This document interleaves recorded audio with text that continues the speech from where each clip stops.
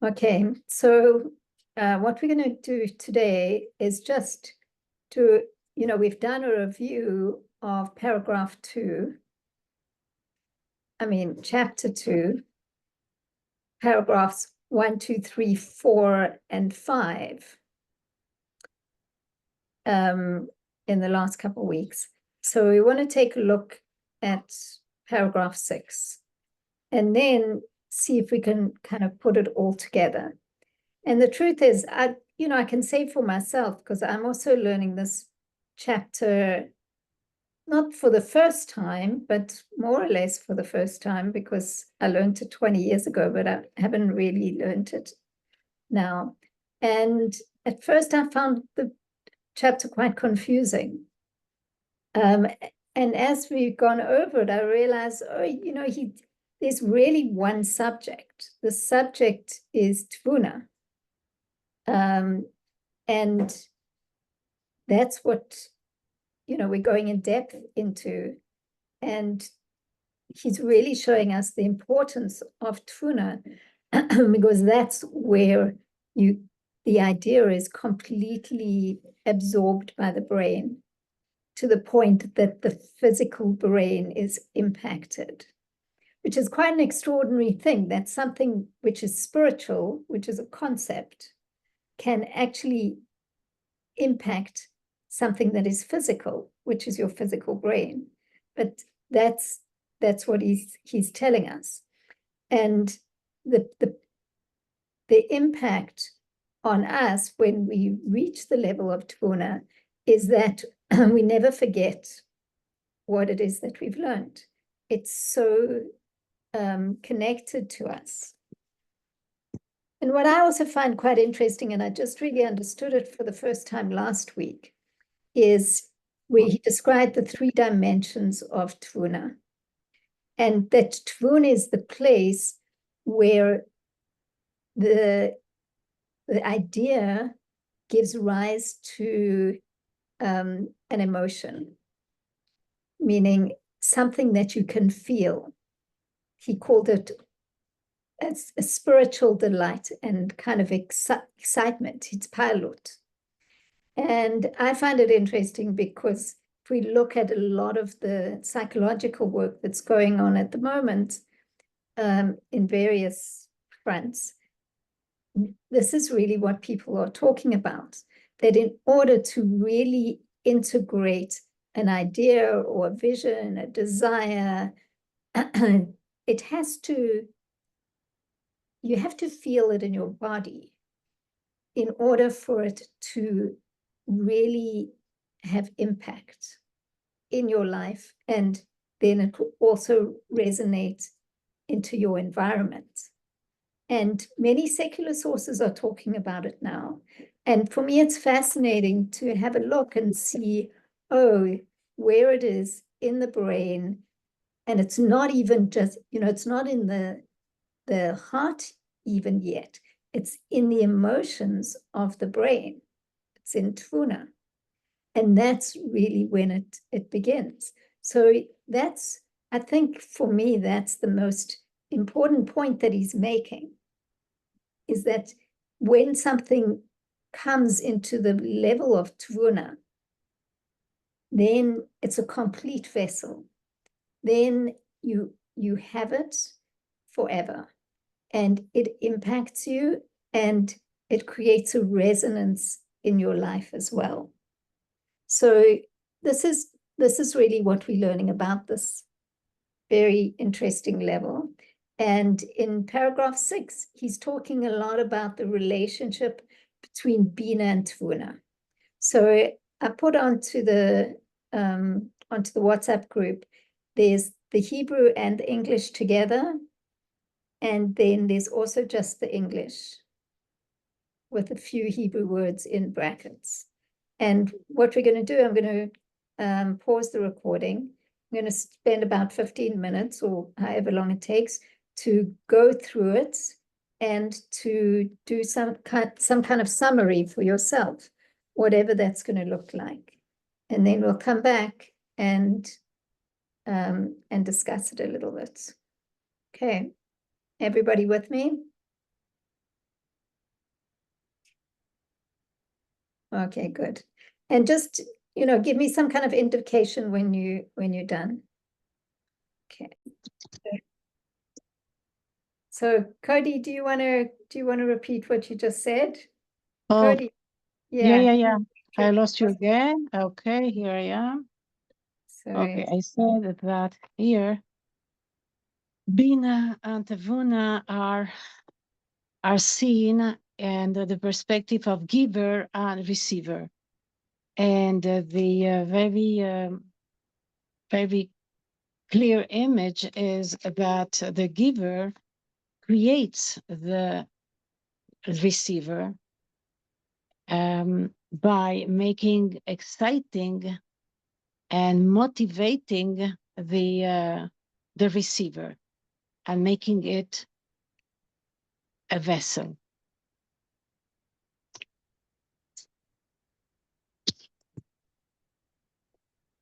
Okay, so and where do you understand the nun? What's the role of the nun there in that? It really it was such a big question that I couldn't. I didn't have I didn't have enough to understand.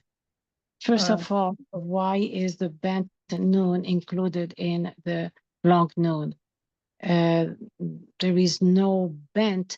In one of the alphabets that I have, I see that the long noon at the top has like something on the top. But So how is they're talking about the miloi. So then I put there a footnote.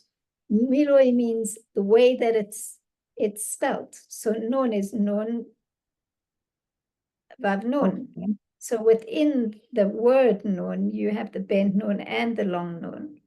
Yeah, I understood that too. But in the context of the Tevuna, I couldn't Understand. I couldn't include it. So it seems to me was describing that in Bina, as we know, those two levels of nun. There's the bent nun and there's the long nun. And then in Tavuna, there's also a bent nun and a long nun. The bent nun is the rochav of Tfuna, and the long nun is the orach of Tfuna. Yeah, I wrote those in my paper here, but since it didn't integrate it well. didn't mean much to me, I didn't want to say it because it was just copying. Right. Okay. So did Sarah, maybe can you add to what Cody said? You need to unmute yourself. You're muted.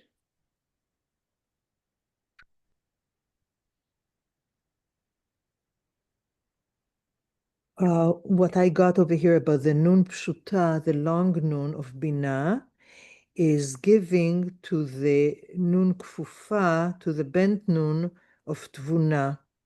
And actually, that this nun, long nun of bina is like an intermediary that is connecting the bina and the tvuna. Right. Another something that I took from all this, one of the things is, so we said that Bina is, it's like a light, but it's not enclosed, if the way I understood, it's not enclosed in a complete vessel. And Tvuna is the idea of klita, of getting it in the physical brain. And the very important point that I took is that this happens mitzad bitul, because the kli is in a state of bitul, and that's why he can grasp the essence of the concept very well. And what he said, and that to the point that he won't forget it. But what happens if the receiver or if we talk in the brain itself, the vessels are very not refined, and he doesn't have bitul, so he wouldn't have the tvuna. So what is the solution to that? So he says, mikol makom, through iyun and yegi'ah, through working hard on the letters that he heard from his Rav, he could make the receiver to be a keli. And to the point that he could fix, this is what I wrote, but it's to the point that he could fix his brain, that it could be grasping good, well grasping the essence of the light that is called Binah. Yeah, that is correct. That's accurate.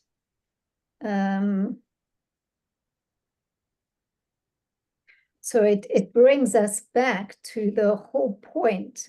What you're saying there brings us to back to the whole point of this chapter, which is to show us how Iyun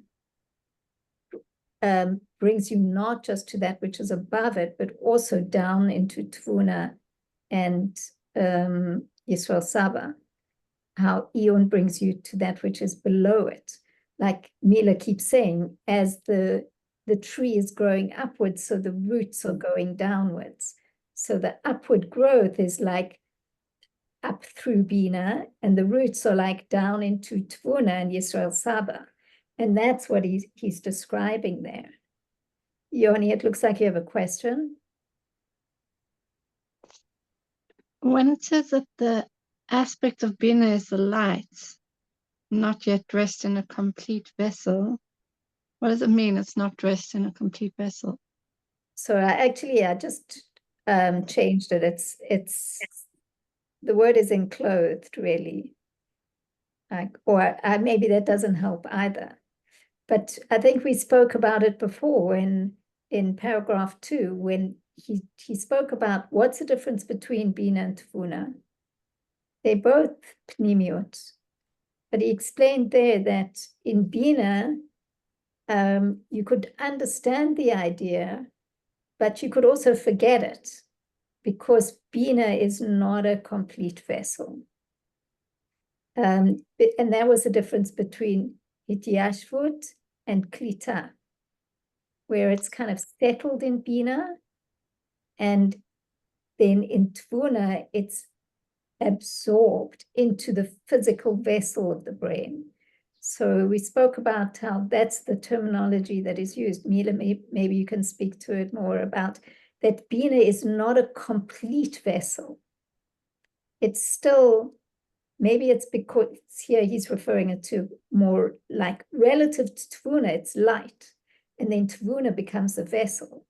But we spoke about Bina being a vessel relative to the light of Chokhmah. So everything's always relative.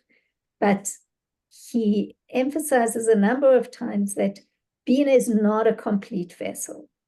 Until something comes down into Tvuna, it can still go back up to its source, meaning, 2 years later, you'll forget it.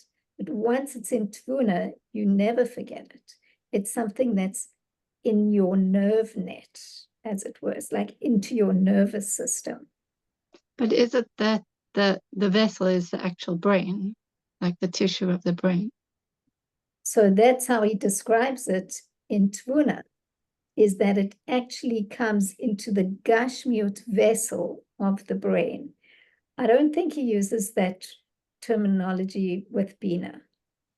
With Bina, we don't talk about the gashmiut vessel of the brain, only with Tvuna. Okay, thanks.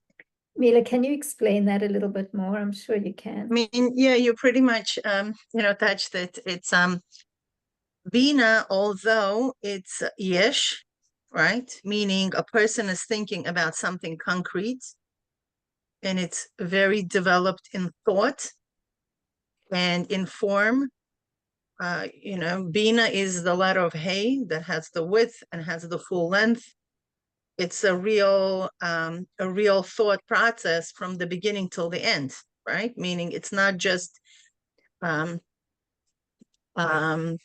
flashes of chokhmah that is not really developed.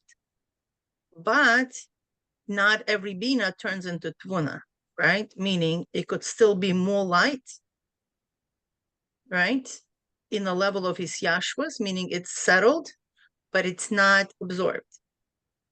Meaning a person could forget about it. That's the key word. In the level of hisyashvus, a person may understand something very, very well and know it by heart and everything, but then years later, he forgot. On the level of Tavuna, there is no forgetting. It's a permanently engraved in the keli of the brain. That's why it's complete kalim, where the light and the keli merge into one entity. They're not two separate things. Well, a person might argue, well, which keli am I using when I'm using my brain to develop a project? To develop a project, I'm using my brain, which is the keli, for all the operation that's taking place, right? It's happening somewhere in my awareness. The fact that I'm aware right now of sitting and talking to you guys, right? It's happening in my brain. There is no way it could take place. It's not only my neshama. If it would be only my neshama, I wouldn't even be being aware of all this, right? The fact that it's happening in my brain, that's my conscious mind. Chokhmah and Bina are my conscious mind. And we said in the first chapter very clearly that Chokhmah takes place in Moach Yamin, right, the right brain, and the Bina is the left brain. So then one might argue, so what is this complete and not complete business is about? A complete keli, what is it? It is taking place in my keli of my mind. That's where the confusion comes in. So the answer to that is that it's true. It's being used in the keli of the brain at the moment, but this light could go back, could vanish, because the keli of the brain is cooking something different now. It's like my pot. I'm cooking my soup now. I'm emptying it out, and I could cook something else there, right? Meaning, if I'm using my brain only as a temporary keli, not complete keli, so then yes, but what is a complete keli is then there is no separation between the light and the brain. When my brain becomes the light, and my light becomes engraved in my brain, so then in my neural pathways, I cannot separate the information from the actual neural pathways because it's one and the same thing. So Kli Gomor is that there is no separation between the light and the keli. And I wonder if it would be useful to try and think of something that that you know so well, that, like something you learned 10 years ago, that today you still know it. It's a language. This is number one, Kaylee. It's a language. Do you know how Chinese people talk? I mean, you look at their, like, how did you learn this, guys? Any language. You listen to it, you're like, I have no idea what they're talking about. It all sounds the same. They have this cute little clips of people speaking like different words with completely different meanings, right? And they sound exactly the same. They're just little nuances. And anything beyond English, I think, has a lot of words like that. It's just little vowel change, a little bit up or a little bit down, means completely different. Can I, when you have a chance, I just tuned in very recently now, but as I was listening to this discussion and Sarah's asking about, so it's all in the brain, I'm thinking, I hear you say Tavuna is the emotion, so we don't say that. Well, it's making me think that, oh, okay, so there's the executive functioning, and then we go into the limbic system, the whole emotional system, and that actually, when you go into that system, it actually releases different neurotransmitters and actually has an effect on us. So is it possible to say that, or am I so off? And reminds me of somebody I know. I don't know if anybody knows follows the Enneagram personality code. She's a 4, which is a very emotional. She says, and she really is true. Any experience in her life that had an emotion attached to it, she's never going to forget it, because she lives with that. Emotions are so powerful that it becomes permanently imprinted. She can remember any event, never going to forget it. So is it possible to say that? Because first we said right brain and left brain. Tuvuna is not emotions, it's emotions of the brain. And let's keep that distinction, right? Tuvuna becomes the foundation for our emotions in the heart. Right, but the lower brain below the executive functioning is the emotions of the brain. Right, it's more than that. I would say is Tuvuna brings it into a state of being, right? That's the thinking brain, right? This neocortex. It's a newer brain, and that's more of the Chabad functions, right? The limbic brain is more of the Chagat part of functions, and the cerebellum is more of the Nehi functions. If we want to really break it down like that, that would be more accurate, because Nehi is more subtle. It's not as intense, and the emotions on the level of Nehi are more geared towards action, towards an overall state of being. We are usually more aware of our thinking brain and our limbic brain than our Nehi brain. Nehi brain is more, it's like your liver. It's literally represented in the organs as your liver, right? It's melech, it's moach, lev, and kaved. The energy of the liver, it's like you hardly hear, unless people have liver conditions, they never even know that the liver exists in the body. It's unaware, and people are unaware of the liver. Or any other part of the body. Or exactly. any other part of the body. Any part of it. No, but you see, with our thinking, we are more aware because we are thinking. We're actively thinking, and we know that it's happening in our brain. Our heart, we feel emotions, and we have hot flashes in the area of our chest when we are upset, when we are angry, when we are sad, right below my solar plex. It's a live situation. Our liver, it's like just this quiet guy, and the emotion of the liver is also very, very subtle. What Didi was saying, yeah. Yeah. What yeah. Didi So was to saying, answer Gitti, just 1 second. So to answer Gitti, I'm sorry, Kati, doing this to you. So just to answer Gitti is, it's definitely an emotion, but it's more than emotion. Kavuna is when it's completely registered in the brain. Now, how that ties with Enneagram, type 4, type 5. There was a couple of years that I was very much heavily involved with this. It's also a big question, how, as far as the personality and, the validity of the findings is amazing. But again, it's a very limited understanding of the human nature, the Enneagram. But I'm not saying that because they are talking about, they're talking about, the personality to be fully crystallized. And that's the limited view. That's how they interpret the reality. It's Mila, we're not going to the personality discussion here at all. I'm just trying to make the point that the emotional strata of brain is still brain. It's not emotions. It's still brain. That's not, people argue with that. The neuroscience of today, especially if you really want to go deeply into it, you could go to the works and the research of Dr. Joe Dispenza. He argues greatly, and also Heart Math Institute. He argues greatly about the relationship between the heart and the brain, where there is tons of gray area. What is what? There are neurotransmitters, of the heart, and they even found brain cells in the heart.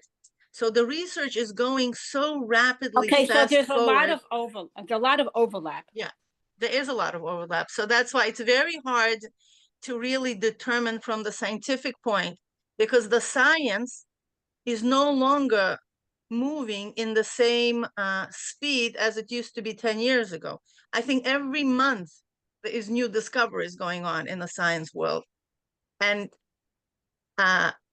whatever was 6 months ago, what we were reading, it's already considered to be old, because the world is progressing at such a speed, unbelievable.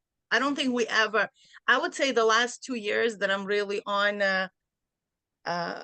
keeping 3 years, I would say, keeping very close eye on few developments. It's unbelievable what's going on.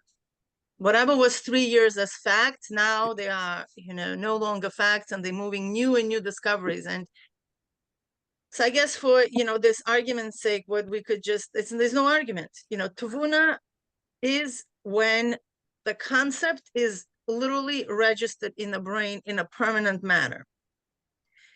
And the person can't really forget that. For this reason, he cannot forget that, because the light doesn't depart from the keli, because they merged. It's impossible. So that's why the language is very essential. For example, in my childhood, I spoke Bukharian. Okay, this is just my first language. Then I went to school. We learned Russian there. Then I came to the United States. We learned, English here. And, in between all these years, I learned Hebrew as well. So these are my 4 languages and at one point I stopped using Bukharian. Yeah. Recently, I had a guest in my house, and, that speaks all the languages, right? Besides Hebrew. And I needed to communicate with my mother, and I didn't want that guest to hear my conversations. So believe it or not, I haven't spoken this language fluently 10 years. There was no need, for me to use that language. Now, my mother doesn't speak Hebrew. That would be my first choice. So the only language I had, this esoteric language, where it took me about an hour of conversing with my mother back and forth, and really not using my Russian in between, because my mother speaks perfect Russian as well. That's it. It all came back. I use such sophisticated wording that I maybe haven't used it in 20 years, because there was no need. So for me, as I was aware of this process of me really wanting to communicate something with my mother, I saw how the language, that area, I don't even know where it is, but it was unfolding. So the language is it was just there. Even if it's unused, you still do not forget it. Maybe one word, 2 words that you need a reminder, or look in a dictionary. But so it comes right back. Mina, I have a question. We're talking about Tvuna as, I understand that it's very difficult to isolate different parts of the body, because we know things all work together. But just for argument's sake here, I understand the concept of muscle memory. So even a language, you speak it, which is an action. So it's not just the brain function. I mean, it's working together with the brain function, and I've been told this, if you don't speak the language, you're not going to really learn it. And presumably it's not going to be embedded. So we also know, for example, when I think of examples of something that we never forget, it's like you say, you never forget how to ride a bike. But that's because it's in your body. It's kind of in your muscle memory. Okay. So I guess my question is, I'm just waiting for Mila. Are you talking, or you can listen? No, I'm listening. It's just things are in the background simultaneously. Just want to know if I should...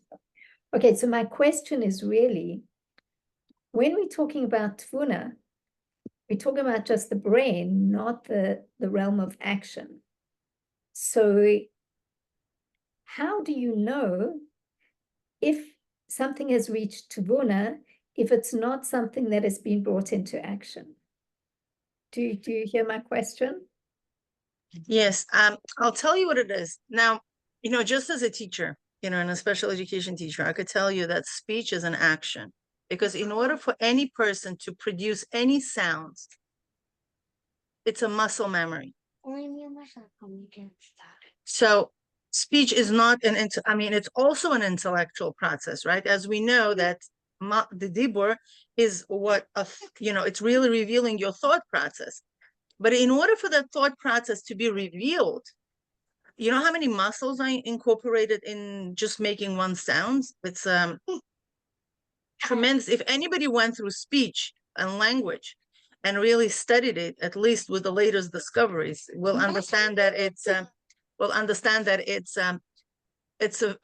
high level, sophisticated process, unbelievable. And it all goes through brain. Let's not fool ourselves. There is absolutely nothing that the body could do.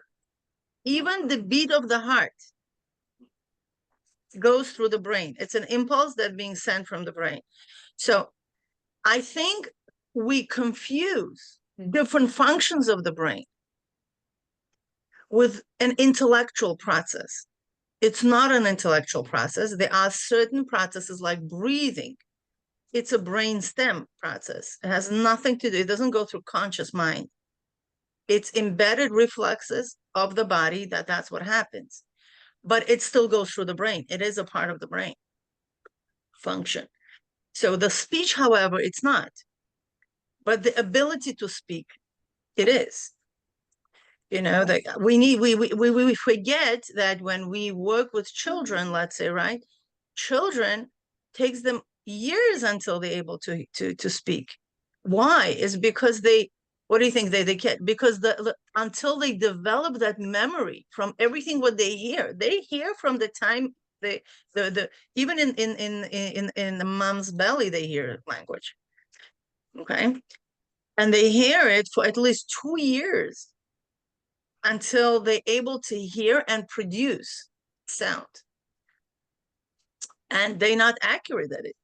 And they need to be, we teach them how to speak.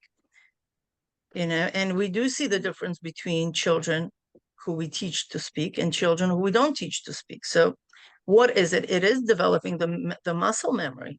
So the mouth and everything else moves to produce sounds. So yes, tuvuna is that when it's a part of the muscle memory that we pronounce that. The action. It precedes the action, which brings it into muscle memory. Exactly, yes.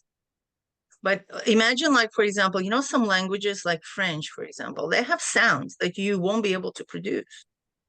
Because why is it?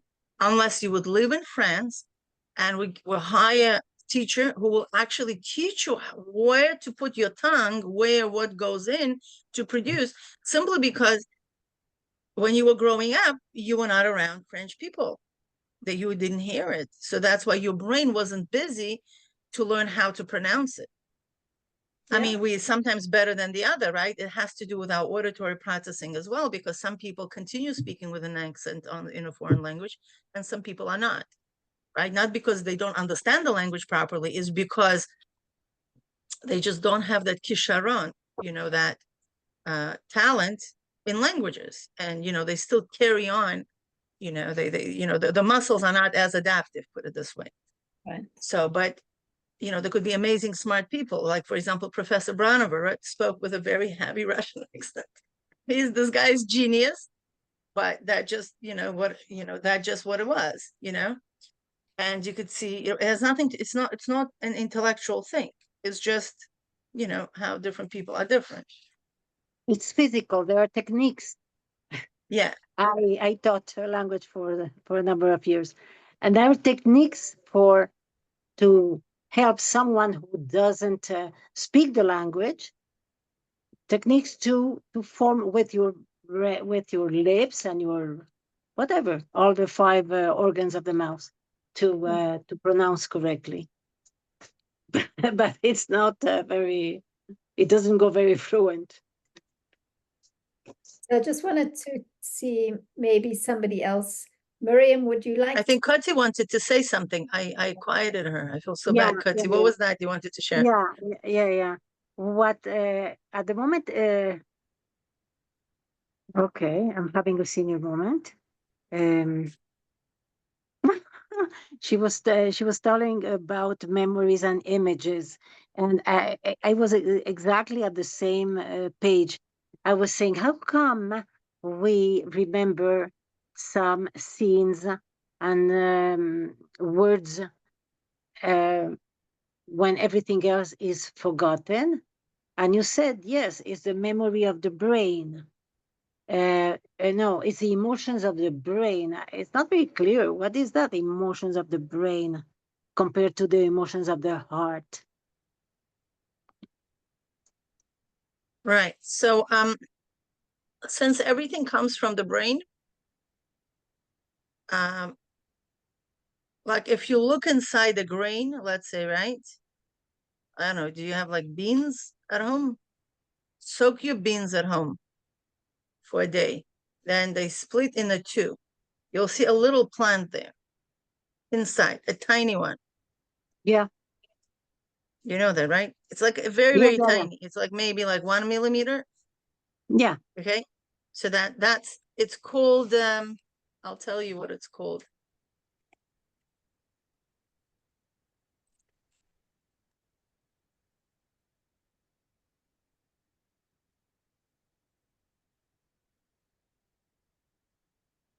I forget that word. It's rudiments. Yeah, it's a fancy word. Yeah. Okay, and Yeah, it's like those rudiments of a plant that is there, meaning it's not a real plant, but everything is yeah, there. The code for the plant yeah, is there. yeah, So the yeah. same thing is, imagine that intellect is like a seed. An emotion, it's already a tree. But there have to be rudiments of the emotion. Where are they growing from? They can't just appear in a heart. Yeah? They appear in a heart. Wait a second, please. They appear in a heart in a revealed state. It's like a plant that goes right open from the seed, right? And they go higher and taller and taller and taller. But emotions don't appear in a heart from nowhere. It's not yesh mi'ayin. There is a mamutza there. There is Yeah, yeah. like a Material, rudiment. but yeah. Yeah, it's like the intermediary stage, which is the emotions in the brain. So based on the emotions on the brain, and if you remember, Alter Rebbe makes a very interesting distinctions. He says, Katan, a small child, because he doesn't have das, right? His desires are very small.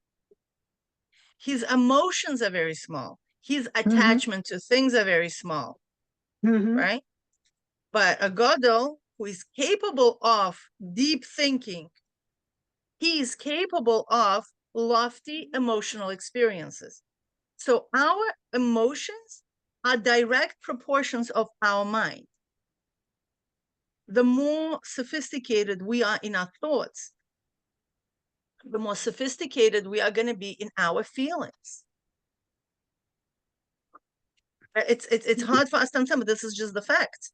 You know, like we could perceive reality through different experiences of how we experience it in our heart. Because the reality, what we see outside, is exceptionally subjective. I know we don't like to hear it, right? We think that emotions just pop into our heart.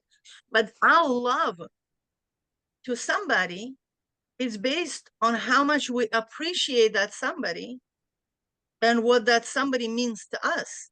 So the more we know them, and it is an intellectual, with everybody who thinks that there's something wrong with intellect, right? There's nothing wrong with intellect. Everything begins with an intellect. The deeper our thought processes about that person, it's appreciation and knowing the details about that person, the more sophisticated and great our love is going to be towards them. We cannot love somebody we don't know them. And this is the famous teachings of the Maggid of Mezrich. He says, How in the world can Hashem command us to love him? Like, this is taking a little bit too far. Right? Is like, how can Hashem command us to love? I mean, come on, there's a commandment to love. It's not a choice. If you want to fulfill Torah mitzvahs, you commanded to love Hashem. Fear Hashem, it's easy. Okay, I don't want to be zapped with a punishment, right? It's easy for us to understand. But to love, how can you command somebody to love you? But he explains it very well. He says, when you have a proper Shema, which is, we all know what Shema stands for, right? Shema is his boinanos process of really deepening our understanding into Hashem. When you have a proper Shema, Ba'ahavta is an automatic. You don't need to work on your Ba'ahavta. Ahavta is going to be in your heart. Because because our emotions are in exact proportions of how much we know Hashem. And for this reason, Shema is such an essential, it's like a Yisodas, right? That's what Rambam says. Why is it Yisodas? Well, because if you don't do Shema, you can't really fulfill all the mitzvahs properly. I mean, you could fulfill them on a technical level in terms of an action. Yeah, but that's not going to be complete. They're going to be not aligned with your machshava, dibur, and maaseh. You're just going to do a maaseh as like, okay, I'm doing it. You know, it's better than nothing, obviously, right? In Kuntrasei Spilos, the Rebbe goes deeper into, you know, this level of awareness. Obviously, the maisu aikar, fine. As long as in a maaseh, it's done. But do we really want to live on this maaseh? Do you really want to live with your husband? Okay, you know what? I just married you. Okay, and I have this agreement, which is in Kasuba. I'm doing this just for the sake of my commitment to you, but I have no understanding of who you are. I have absolutely no emotions about you. I'm just doing the acts that a husband's supposed to do to a woman, just for the sake of doing it, because I committed myself. You know, I don't know how long this marriage is gonna last, right? It's like, okay, very nice, you know, goodbye. You know, I'm looking for a little bit more depth here. So the same thing is with us and Hashem. We could live on a level of Maaseh, but you know what? Until 30K. You know, that's, you know, basically what it is. Mila, I think it's interesting because this is the one point that we haven't touched on here, nobody has mentioned, which is that he really uses the analogy or the mashal of intimacy when he talks about the nun being the masculine aspect of Yesod and Tvuna, the receiver, being the feminine aspect. And he's using the idea of intimacy, as it were, between Bina and Tvuna. Mama, you know, before this whole thing before, it was from my shalom. Sorry, Milan, just, okay. I muted you. Mila, you're muted, sorry. I'm sorry, yes. So it's a double feminine. It's a birur of birur, you know. It's like, you know, some feminine, I guess, have more masculine to it, right? That would be the Bina, you know, but it's like, no, it's like a real feminine, you know, it's a, you know, feminine, sheba feminine, the Tvuna, right? Right. It's the ability to receive. And we know it. It's like a ground. What's the ground does? You put a seed in and the ground develops it. Yeah, it's on one hand, it's like a moon. It's a moon energy, right? On one hand, you know, there's this saying that moon doesn't have lights on its own, but it's not true. But Pneumius, she's reflecting her own light, right? And it's going to be revealed in the times of Mashiach. You're right. It's this energy where there is no separation. Like, can you separate father and a mother from a child? It's koach hadash. If you remember, he mentions to Tavuna that it's a new power. So that's what it is. It's like a new baby. Like, can you separate what's Tavuna, what's the Or, and what's the Keli? You can't. It's a new entity. So it's a merging of the father and the mother. You can't separate now father and the mother. It's a done deal. It's like you can reverse the process of tvuna. Once it's on the tvuna level, it's done. I mean, chas v'sholem, that's the whole issue with the mamzer. You understand? It also happens in klippos, that some things, it's irreversible. Like, it's just, this is it. This is just, what are you going to do? It's a baby already. You know, you can't really do much. Can't really do much there. There was something in that I wanted to ask you about, because I'm also having a senior moment. But you have the Bina going into the Tvuna, but there's the description there, which is not so clear to me. I mean, I understand the concept, but I don't really understand the depth of it. Where he says, like, if the mashpia, which the makabel, which is the Tvuna, is not refined enough and not bitul enough to receive from Bina, from the mashpia, so then the teacher has to kind of do a tikkun on the vessel by giving them an idea that is hafla, that they can't understand. Now, can you give me an example of that? Like, how, if you give me an example or you teach me something that I totally don't understand, I tend to maybe switch off, not to be bitul.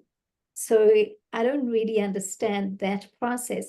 They say that is the process of the mashpia creating a vessel, making the makabel into a vessel.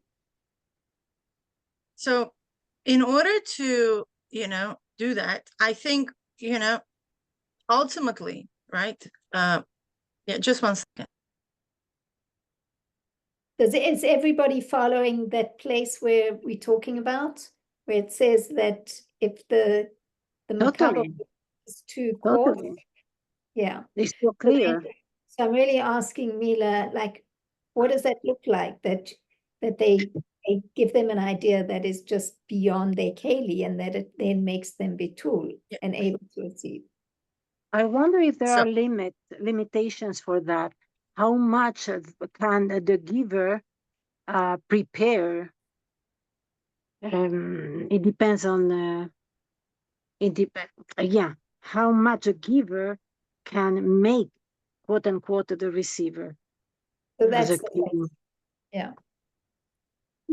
think the issue is in the relationship. If the mashpia, you see, we have to understand mashpia is in a state of bittul. Let's not forget that. If we're talking about this egoistic mashpia, oh my gosh, this guy's not listening to me, let me overwhelm his kalim, then forget about it. A person will shut down. You're right. But if the mashpia, his desire for hashpa is coming from within his own bittul, and we saw that there was a reason why it was taught to us in the first chapter that even within the mashpia, he has to take off. So if it comes from the bittul from within the mashpia, okay, but there is a coarseness of the keli of the makabel. This is key words here. It's a keli that's coarse. Not that the makabel is coarse. His kelim are coarse. Okay, so meaning both of them have the desire to give and to receive. Okay, taking that into bigger picture, so then mashpia gives a higher seichel, meaning not diluted yet. So the makabel is like, oh, I don't understand that. That moment of confusion breaks the keli, creates that openness. Okay, it's like it gives that element of the unknown. Because you see, the makabel is holding on to his yesh, okay, so tightly, you can't break in. Okay, so what the mashpia does is like, okay, it doesn't come from his ego. If it comes from his ego, forget about it. Okay, it comes from his like, how can I make this child learn? Basically, that's where it's coming from. It's not coming from, oh, this child is so full of himself, let me break him up. No, so that how all of a sudden, brings an idea, where you say something to the child and all of a sudden they're like, huh? They let go of their, it's a momentum. It's not a whole process. They let go, and before they know, it came into the system already. The seichel already came into the system. And now they could, yeah. I have this analogy in my mind. I'm to correct me, but I'm just thinking of like putting food or items on a tray or on the shelf, like something that has no walls. Let's say, especially if you put something loose, like a soupy kind of thing, as opposed to putting it into a bowl.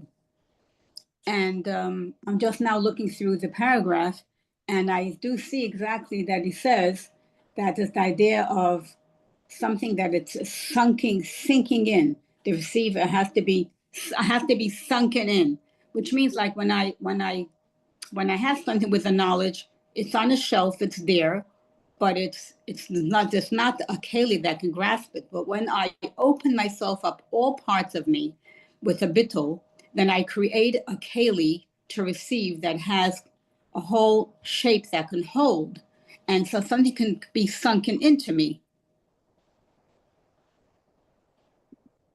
It said he introduces this interesting word, which wasn't familiar with, which is shkia. Exactly. Which he uses all over the place, just in this paragraph. How can we understand? He says shkia is the bitul of the makabel, but how do we understand that word? Like, how can we relate to that? I think he just uses, a certain biological, terminology, from Kabbalah. That's just what it is. By man is like this, by woman is like that. So he's using it repeatedly just to show that it's not coincident. But my state of spiritual mind levels, and for us it's very interesting. Now we understand what omek means. Omek is the bittul. We're more familiar with that, right? So what he's doing as a teacher is like, you're so stuck with your omek situation, right? Let me give you a different word that means exactly the same thing, right? It's just that, that depth that allows things to allow. You're right. If you have a table, what are you going to put on a table? But if it's a bowl has that emptiness. Or this shkia. Oh, now you could fill it in with something. So even when I come to this class and I'm coming as a surface, and you could dump all the information onto that flat surface. I got a lot of information. But when I come to the class and I open up like that receiving I turn myself into a bowl that to receive and to put all parts of me in a state of bittul. It's a whole other level of his masters to the point and receptivity, sorry, that's the word. And it's a whole different way of coming. I'm coming with a whole different mahus. I feel like my whole being is changing and accommodating that idea of something is be able to sink into me and be niklat in me. Right, but to be more specific, this is beautiful what you said, but to be more specific, what does this practically mean? What does this mean that I'm a vessel? It's a beautiful thing, like some things is going to get into me. I'm sorry, but I'll tell you what it is. I work with little children, right? So I constantly have to go back how they understand things. And a lot of times we use the language, a lot of times the people have no idea. On the kid's mind's level, right? For me, is an ability to receive. Yeah, bittul is ability to receive. What does this mean, an ability to receive? It's that with children, we see that they're locked in their thought process, that they come to conclusion and they're very verbal about it, right? Because kids actually speak their thoughts. We call it private speech. Even when they resolve certain issues, your classroom is never quiet, right? They talk to themselves. Anybody who taught, you know what I'm talking about? They talk to themselves. When they, I don't know, you give them, an equation or whatever else you give them. When they write, they actually talk to themselves, how they're going to write about it. And it's interestingly, you can actually hear them. And it's beautiful, that Hashem created kids like that, that's how they develop, because as teachers, we could listen what they talk to themselves, okay? And we could actually correct it, because if they will be thinking from the beginning, it will be very hard for teachers to correct. And the bottom line is our thought process, how we come to conclusions. What does this mean to be open-minded? Open-minded means that although I have a particular pattern of how I come to conclusions, and we all should have it, right, by the age that everybody else is in this group. But nevertheless, I allow, and this is the key word, right? I allow another pattern of thought process to come. And I will entertain an idea of maybe adapting it in the future. So this is what an open-minded person is. Open-minded person is not like, okay, this is how I think. That's rigid, right? Is the opposite of being open-minded. Rigid meaning this is how I come to conclusions. And no matter what happens, everything is going to go through this funnel. Okay? But an open-minded person thinks, hey, I'm coming to a class, I'm coming to a shir, I'm coming to wherever I'm coming to, right? To learn something new, not only as a piece of information, but as a thought process.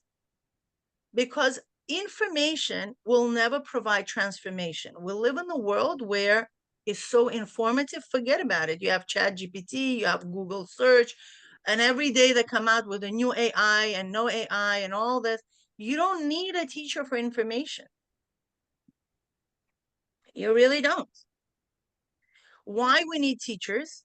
For transformation. How can I take all that information and how it's changing my thought process? How am I decoding all my experiences from outside into creating my new reality that is aligned with Hashem's reality? This is bottom line why we're all here. Not because you're missing decoding it. All these works are translated, right? So what do I do with this information? That we need a new thought process. And his bonus is a new thought process. That when we let go of how we as humans understand, and we adapt the thought process of Das Elyon, okay, of the higher consciousness. And when we do that, that's where the transformation takes place, where we no longer that limited being and we could just let go because it's not us. Truly, the way we think right now, it's not our true self is thinking this way. It's not aligned, because if you still feel separate from godliness, that's not your true self. So why do we so intimately feel connected without processing? We have no idea. This is the mystery. Let it go. You come to a class, you learn a mimer. The intention of the learning anything of Chassidus is teach me how to process properly. And we let go. And this is why Ma'amarim, don't just give us answer. They ask a question and they deepen the question, and then they ask this and they ask that and blah, blah, blah. Yeah, he plays with our mind. He opens our mind. So if we really follow, and there's always going to be an element of confusion, and this is beautiful. Yes, confuse me. Erase all my thought process. Give me new kalim. Give me my new thought process, because I want a change. And a change comes through transformation, not just a bunch of information. I don't want to learn an extra piece of information with lofty idea or anything like that. I want to think like the Rebbe thinks. This is what ultimately every Chassid wants to do. He wants to think like his Rebbe thinks. And that's why the Rebbe wrote all of this Chassidus, nothing else to do in his life, to give us that thought process. How am I thinking differently? Because obviously the way we think, that's where things get distorted in our own perception, and we bring it out in our reality. But the Rebbe says, no, change it. So this is why we learn. This is where we go through the Hisbonenus process, so we can understand from a different perspective, a more aligned perspective, godly perspective. And it's a whole avodah. But Mila, it does start with information. You can't get the transformation in it seems, in this aspect of Torah, you have to go through the information to the transformation. So if you don't 100%. if you don't know the pshat, you can't go to the next step. 100%. That's why his bonanus starts in what? Into, remember the key word, into the oisias he received from the Rebbe. It's two things. Meaning It's you take this contemplation oisias, and effort. yes, the contemplation. You And look effort, it's into both very of them. analysis. It will start with a very cold analysis. The Rebbe said this fact gathering, right? We're gonna read, we're gonna translate the words, we're gonna gather the fact. Sounds like, oh my gosh, you want me to be an intellectual? No, but this is the beginning. You're right, Nari. It's a key point. It starts with information, but the more we cook it in our brain, more, and we're gonna bring it back and learn another chapter and put it together, and the more our brain vessels are going to expand. And this is what Yitzhak Mitzrayim is. Mitzrayim is Meitzarim. Okay, it's like this limited, rigid way of processing. Okay, and if we're going to stuck there, yeah, we're going to continue being where we at. There's going to be no transformation, because transformation is openness. Is opening our brain, allowing for other possibilities to enter. Doesn't have to be like that. It's like, somebody walked over to the Rebbe and asked them for a bracha for a successful operation. And the Rebbe says, well, why are you asking me this? You should have asked me that you should not have operation altogether. You see where his limitedness was? On one hand, they realized that the Rebbe could give him a bracha for a successful operation. That's light. His darkness was that he thought that he's a subject to that operation, meaning he took the reality of the world, whatever the doctors told him, for the face value. That's what his limited way of thinking was. Okay, and the Rebbe opened that up for him. He's like, "Wow, why are you thinking this way? There's something wrong in your thinking." It's like the Ganav was asking for a bracha from Hashem to succeed in, his theft. So on one hand, he realizes that Hashem exists. On the other hand, he thinks that Hashem is so limited to provide him in a proper way. That's why he goes into stealing. So the same thing is here. So there is something we're getting better, right? The guy actually came to the Rebbe. That's a good thing. But even within that framework, he still has that limitation. Okay, that's his Mitzrayim. Okay, and the Rebbe changes that. He's like, why don't you ask a bigger, a less restrictive thing, that you shouldn't come to operation altogether. Okay, and I didn't think about it. And that's what the job of the Rebbe is, to give us a broader perspective, right? From Meitzar to Mirchav. And all of a sudden, I don't have to. But sometimes it's too late, right? Specifically in that story where he said, okay, so I'm asking for that. The Rebbe said, it's over. Like, if it would come from you. You see, this is meaning the Rebbe kind of showed him the way, but yet he as a mashpia can force a mekabel to think differently, because then he would be interfering with the freedom of choice. Yeah, you understand me? But he taught him something. Probably for the next scenario or for other Chassidim, it became a lesson where, hey, we could actually think differently. Okay, so before asking for a bracha, think the best case scenario. Think maybe there's something in your thinking that's a limitation. Yeah, it's like, and that's, yeah. Mila, it's just reminding me of the story that I've told before. And I was describing recently to somebody who's just starting to learn Shara Yichud, and she really was asking, what is this all about? And I said to her, there was a story about a group of young university students who came to the Rebbe, and the one university student said to him, what are you good for? To the Rebbe. So the Rebbe said, I can't tell you what I'm good for, but I'll tell you what my Rebbe was good for. And he said, my Rebbe told me, showed me where to dig, like basically where to do iyun, so that I would find gold and silver and diamonds. And the way that the story is told, before that, he said, if you dig based on Freud, you're going to find mud. And if you dig based on Adler, you're going to find the rocks inside of you. Meaning that, wherever you dig in, whatever you're studying, that's what you're going to find. And so he was saying, basically what you're saying here, that when you're learning Chassidus, you are digging into a particular pathway. And then the Rebbe said, but the digging, you have to do, the mashpia can show you where to dig, but the digging you have to do yourself. Like the mashpia can't dig for you. They can show you where to dig.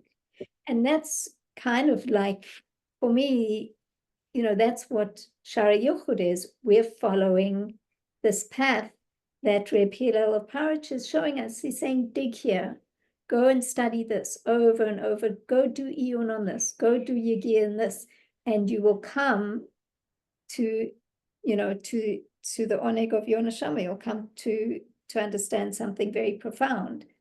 But it starts with the information, but it doesn't end there.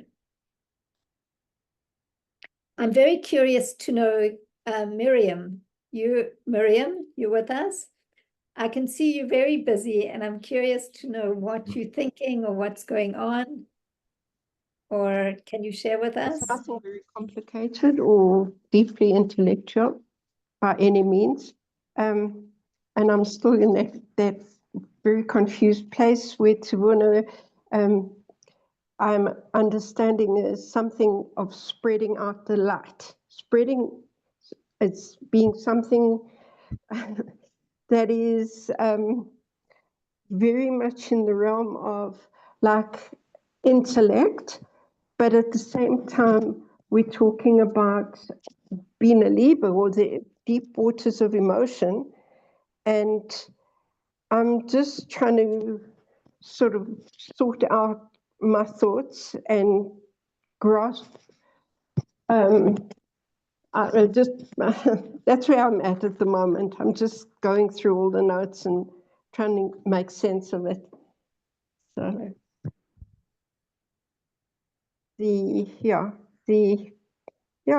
I have nothing to contribute except that recently I had quite a bad issue with my back, and I had to go to a Feldenkrais instructor who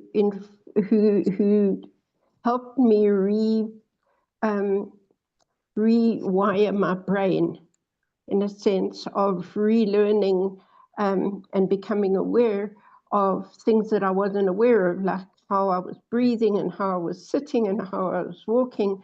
And it's been really like a whole process of training myself to be more conscious of very basic things. So I can identify with that process of having to just to readjust that very basic, to bring into consciousness things that I take for granted and become aware of where they're not serving me and how to readjust my body in order that there's healing that can take place. And so, that whole process has been quite a journey, I must say. Wow, thank you for sharing that. Yeah. So, sure, it's fascinating.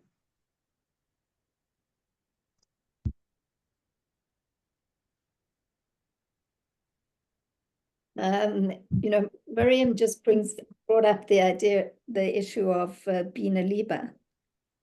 And where does that fit into the Tvuna journey? I mean, he spoke about it very briefly in chapter 2, kind of derech agav, by the way, but how do we bring it all together with chapter 1? I guess that becomes a question.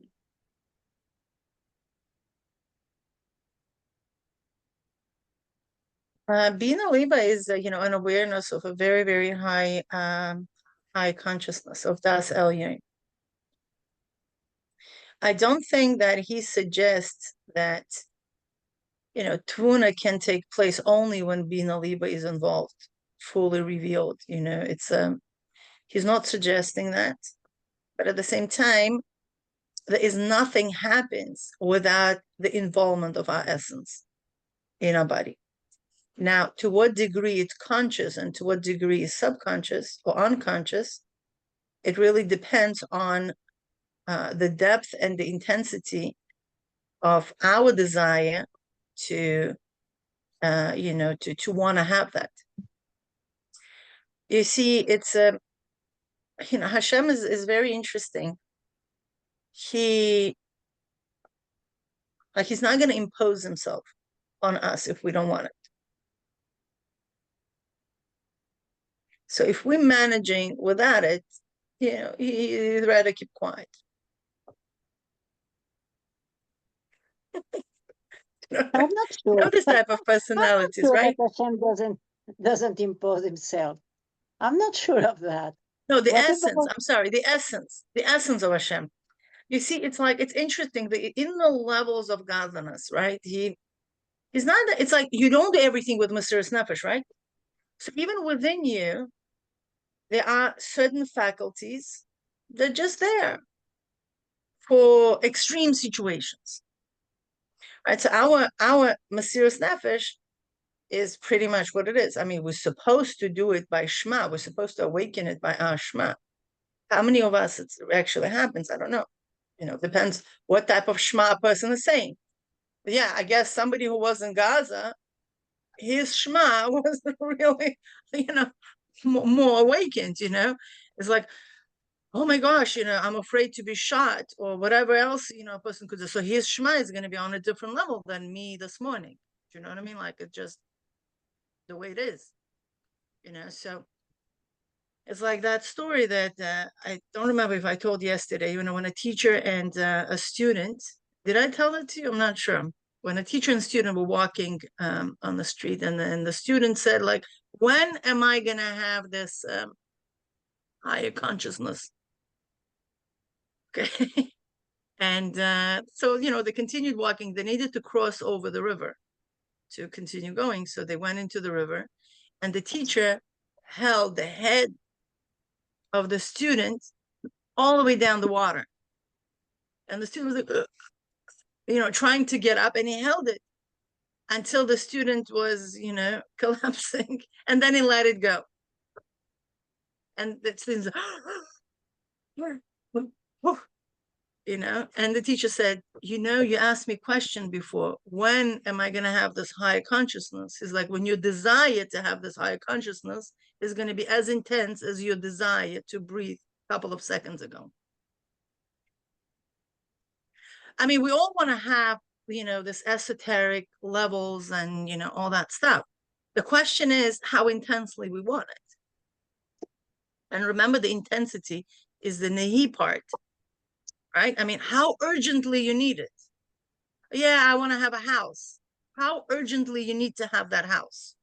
And that state of urgency is going to be the determining factor where it's coming from which level of desire it's coming from. Is it more shallow desire? Well, it's good for me to have it, but you know what? I'll deal with it. It's okay. Okay?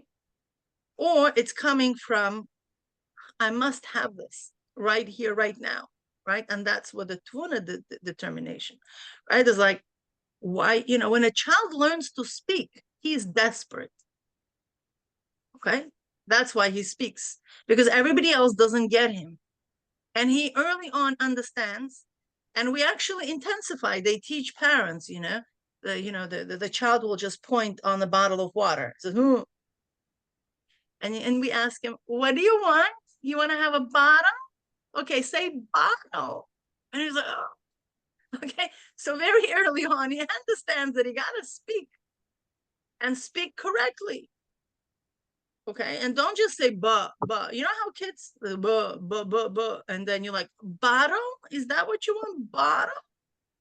Okay, so and goes on with everything else. So the child is very desperate. That's why his ratzon creates all the needed neural pathways in his brain, so he actually speaks. His desire to want to have that tuvuna, is as intensely as he wants to breathe, because he's not stupid. He doesn't want to just walk around pointing at things and people don't give him. So, or his desire to communicate. So that's, pretty much what it is. Okay, so Necessity. we're pretty much at the top of the hour. Does anybody have anything that they want to say, they want to ask? Mila, you said many things about Gritty's, what she said about retaining images, and that was also in my mind. I still don't know what is the process exact that makes it's emotional. It's a very intense moments, but there were many intense moments, and they are not engraved in me. So I wonder how the brain or the heart chooses. I believe that it is something that we are going to need further, that our soul knows that we are going to need. I also think it has something to do with repetition.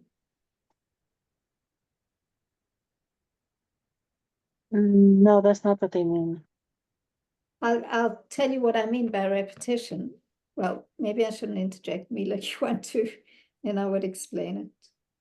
No, you could tell me what are you thinking? It's not an easy question to answer. So, I just brings to mind something that I heard. I watched last night, where somebody was describing to a therapist who deals with trauma an event that took place for them, a young girl, when they were a young girl, that they felt that there was kind of, in a safe space, there was some kind of sexual assault, not actual sexual assault, but something, something in that realm. And he said to her, "Did you tell your parents?" And she said no. And he said to her, he basically explained to her that the trauma that she was holding from that event was more about the fact that she didn't tell her parents because from a place of loneliness and feeling like that she couldn't go to somebody.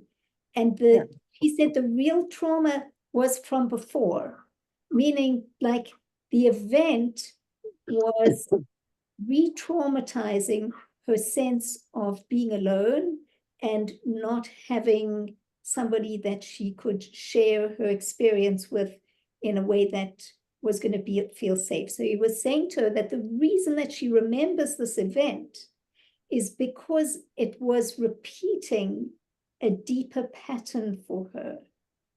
It was reinforcing something. So that's what I mean by repetition. If you're talking about like, what do we remember? It's the patterns that get remembered, but the events are one-off events, but they are playing into a particular pattern, and the pattern is deeper than the event. And very often we'll remember the event and not understand the pattern. And when you go to a therapist, what they start to see is the pattern, the unconscious pattern that is repeating over and over and over again. So that's what came up. What pattern are you saying? Something for her was she never dealt with it in an open way, and she is. You didn't hear what I was saying.